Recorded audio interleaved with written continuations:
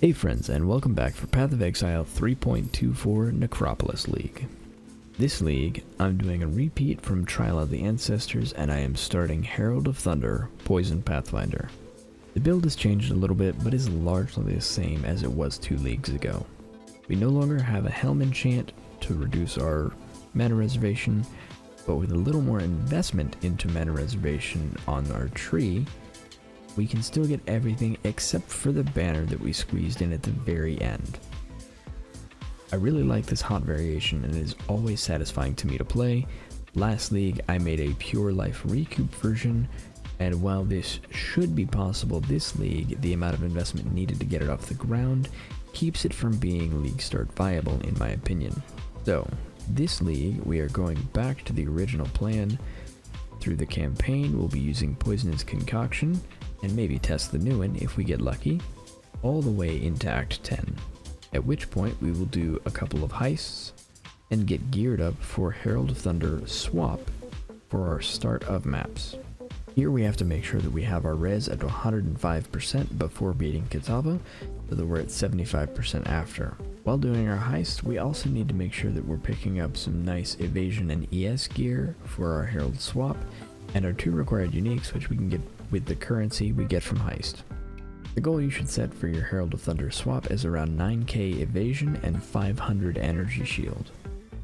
That should keep your energy shield bouncing from 0 to 50%, and as you get more evasion and energy shield, that number will stay more around the range of 80 to 90%. The uniques that we need should be easy to grab with some currency from the heist contracts. They are low demand items, and the prices tend to stay low even on day 1.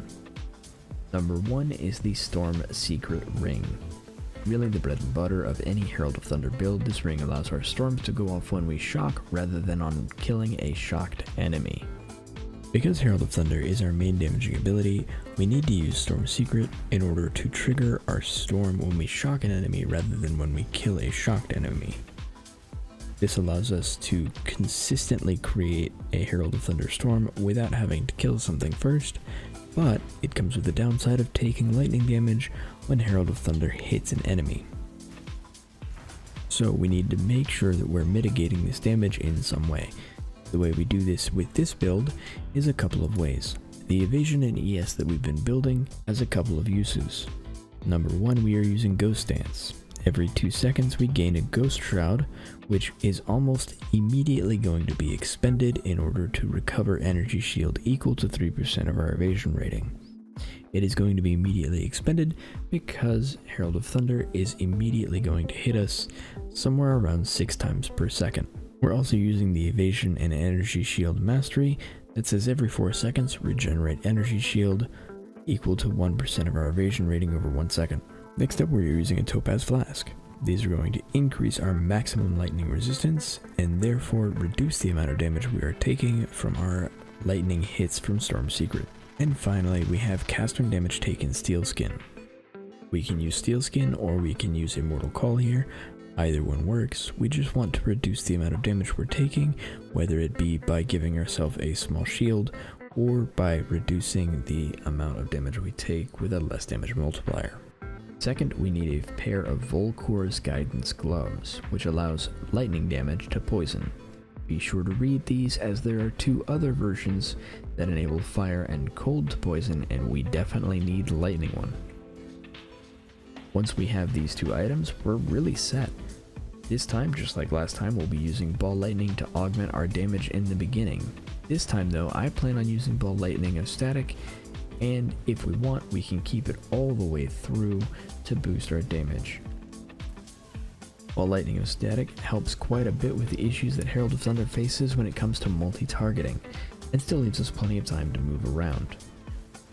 Once we've made the swap, it's off to Kitava and then to maps. One note here is that the build is going to be slower progressing through maps than a meta league starter. This is because the build won't be able to skip steps in gearing progression. A 4-link isn't going to carry us into the Guardians. At some point you will want to pick up a Writhing Jar Flask to help with getting Herald of Thunder storms started.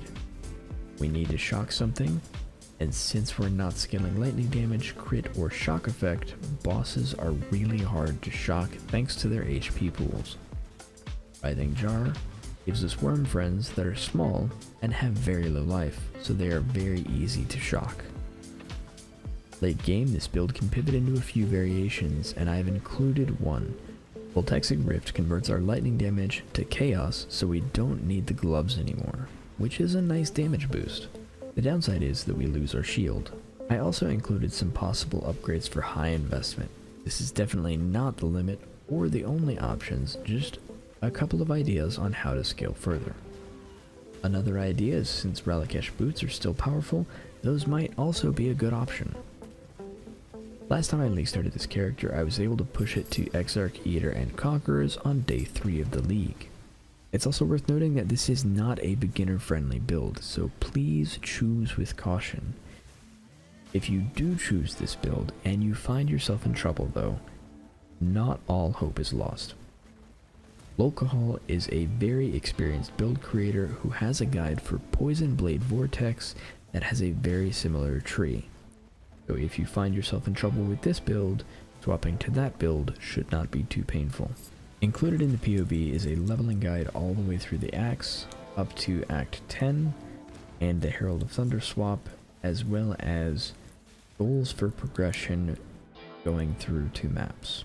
What you're seeing in the background right now is a pretty scuffed version of the build that I leveled up to level 81, and I'm taking into a White Minotaur. The build is not ready for this, but I wanted to see how far I could push it anyway, and it did better than I expected. A 6 link would have been huge here, as well as having all of my gems leveled up to 20. I am really looking forward to the league start and cannot wait to get into all the new content. What about you? What build are you starting with? What scarabs look best to you? If you want to follow along with the build, I'll be posting daily updates for the first couple days of league start, so be sure to check that subscribe button out if you want to see those. Thanks for watching, and I'll see you next time.